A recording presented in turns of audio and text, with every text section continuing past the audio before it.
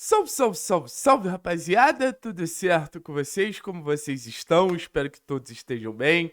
Mais uma tentativa aqui de algo que historicamente eu gosto de fazer muito nesse canal, que é quebrar verdades absolutas. É óbvio que quando a gente vê a distribuição de gols do Kevin Viveiros, tendo sei lá quantos gols fora de casa e nenhum gol dentro de casa, a primeira certeza que vem é: o Viveiros não consegue jogar no gramado sintético. Ou, o Viveiros não se adaptou dentro da Arena da Baixada. E não é isso.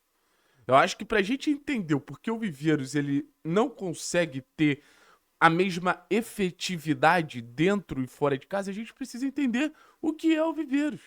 E o Viveiros é um atacante de transição. Pega o gol contra o CRB de transição, o pênalti sofrido contra o Botafogo de transição, o pênalti sofrido contra a Chapecoense de transição, o gol contra a Chapecoense de transição. É um jogador majoritariamente nesse sentido, de aproveitar os movimentos do jogo, de fazer que os movimentos do jogo potencializem ele. E é basicamente isso que eu quero trazer para vocês.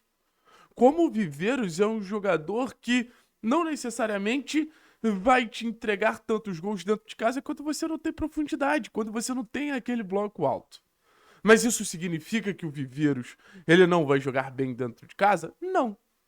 A falta de gols é importante, é significativa? Sim.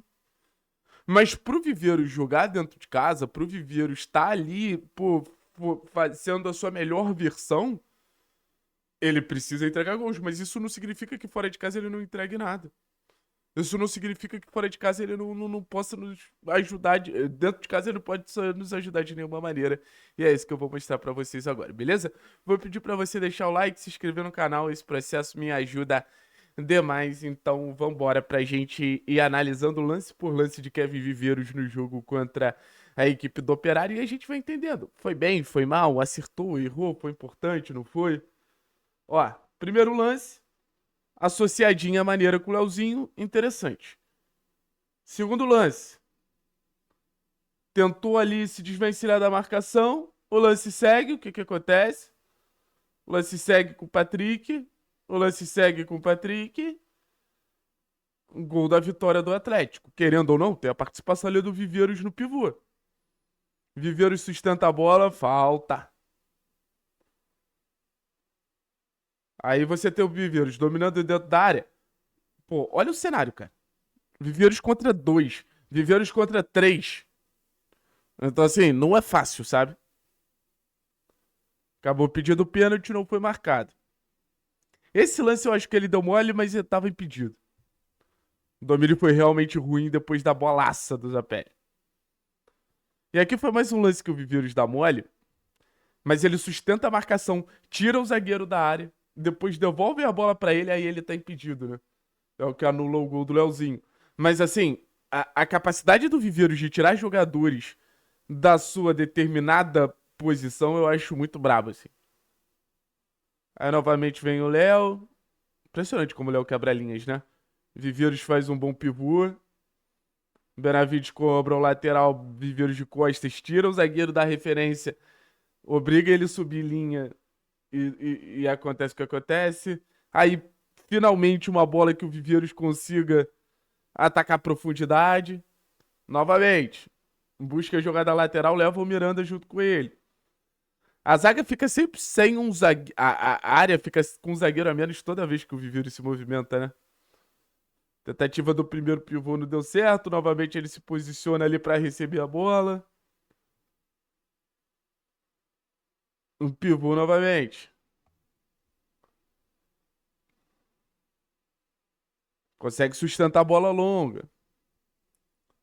Consegue sustentar a bola longa.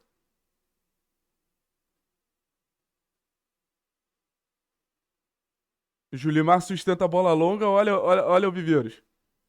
Tenta o diálogo, acabou estando impedido.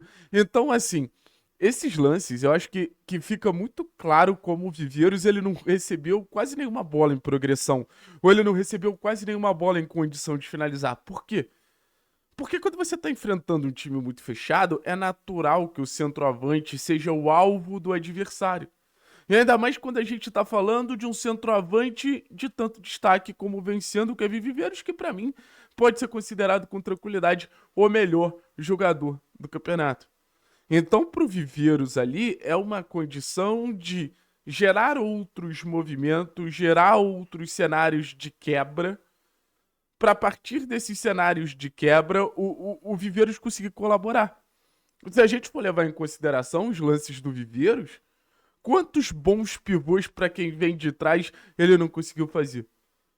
Quantas jogadas de abertura de espaço para quem vem de trás ele não conseguiu gerar?